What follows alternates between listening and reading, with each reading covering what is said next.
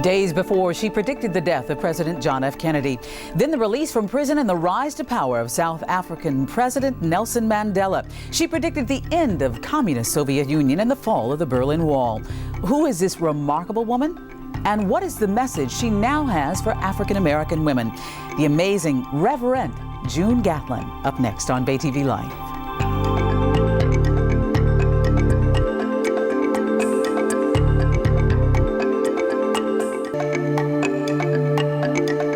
Her a seer, a mystic, a woman of prophetic vision. For 25 years, the Reverend June Juliet Gatlin has served as spiritual counselor to kings and queens, politicians, entertainers, and celebrities. Among them, author Alex Haley, the late Commerce Secretary Ron Brown, Essence Editor-in-Chief Susan Taylor, Cosby mom Felicia Rashad, and Minister Louis Farrakhan. You may not know the name, but today you'll be introduced to the spirit of the Reverend June Juliet Gatlin, the author of this new book, Spirit Speaks to Sisters.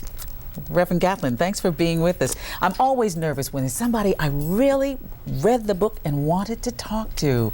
And this has been fascinating. Ever since I read the article in Essence magazine, in October issue, where Deborah Gregory talked about you being among the top, she said she wanted to call you a psychic, but you prefer to be called a prophet, and you were one of the first people she was led to in the world. Oh my goodness. Well, I'm very, very pleased about that. Mm-hmm. And why is it you'd rather be called a prophet as opposed to a psychic? Yes. Well, the word psychic has been so just misconstrued. Individuals don't have an understanding of what it really means, and it means of the soul. But because they see so many negatives through various forms of the media and magazines and television, they think that it's some kind of woo-hoo, you know, that people are going to fly in on a broom, and then you do have some strange-looking individuals. So they tend to lump, as we do in society, lump everybody in one category and one description, and they think that one description fits them all. Mm-hmm. But as a woman of African heritage, I'm born with these exceptional and or paranormal abilities. Let's talk about those abilities. When did you first realize that you had the gift of, as they call it, the knowing, the power, the veil? Prophecy. Well, what happened is I was proclaimed a prophetic child of healing with the abilities of prophecy when I was 3. But I never thought that there was anything different or strange about me, but my parents were very protective of me. My grandmother, my grandfather, my mother, on both sides of our lineage, we have this ability. And so that's why it wasn't that strange within the family. Right. But when individuals began to become more aware of my speaking out and describing or saying certain things that pertain to them even as a child, and so it was like, oh my God, what kind of child is this? Do you remember one of the first things that you did that surprised or shocked the people? Well, I think maybe just as it says in the scriptures, when we're as little children, we do and we speak as little children, but children also espouse wisdom. So one of the wise things that they considered different was when I knew everything that I was going to get for Christmas and described all those things, and it was like I hadn't seen them, but you know, it just kind of bothered people because they couldn't surprise me. Mm-hmm. But it wasn't something that I did purposefully. It was just who I was and who I am, and I speak on it when I'm supposed to, and when I don't speak on it, then I don't. Mm-hmm. And this is growing up in Akron, Ohio. Akron, Ohio. And you now live in Los Angeles, California. And you have, in your travels around the world, I have to mention the fact that you've just come back from Egypt. Where you sang in the Great Pyramid of Khufu. Yes, it's the second time I've done that, and it's no other person has ever sung in the pyramid in this time, AD. So the first time that it happened, the phenomena which can deal with kinetic energy, or as I described to people about physics, where energy manifests in the physical in a specific point in time. So on this regular little cassette, when we played my vocalizing about a year after I'd been there, not this time, but you could hear this thunderous and this humongous explosive sound, and also you hear voices that are singing behind me like in a choral, and they come out and they say, ooh,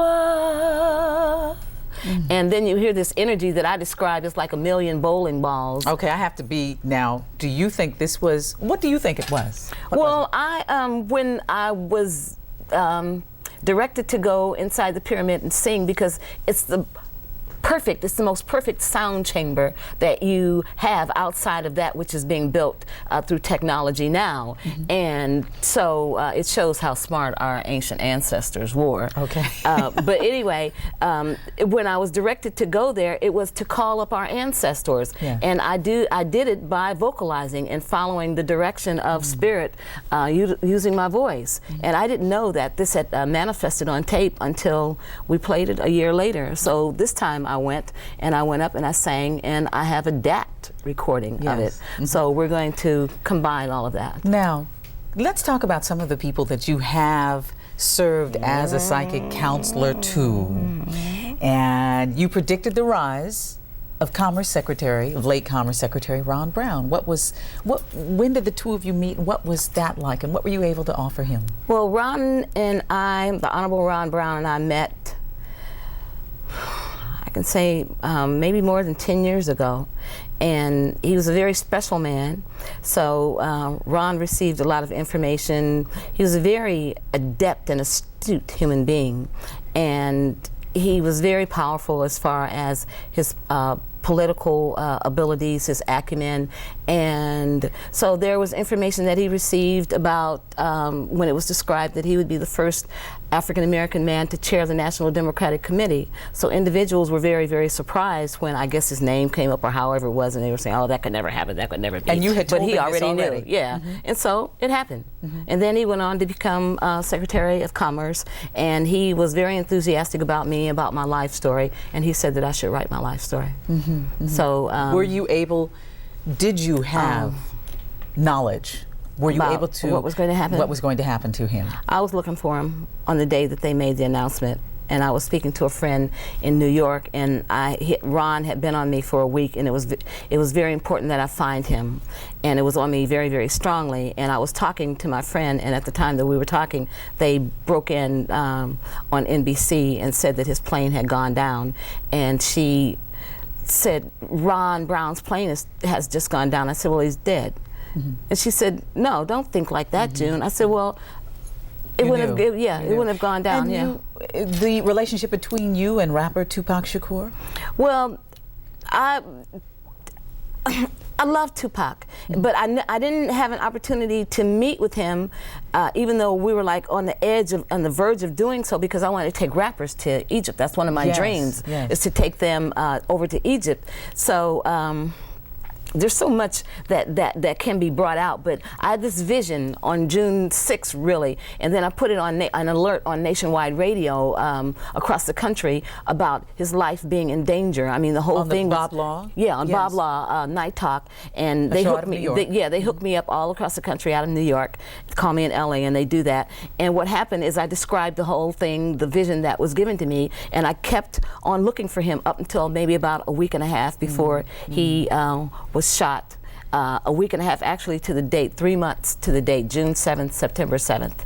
And he was shot, and then on September 11th, I was in Las Vegas in the hospital where he was, speaking to his mother, and I had spoken to his father. Reverend June, we're going to take a quick break here, but when we come back, we're going to continue our conversation with the Reverend June Gatlin. We'll tell you why she prefers to be called the Reverend.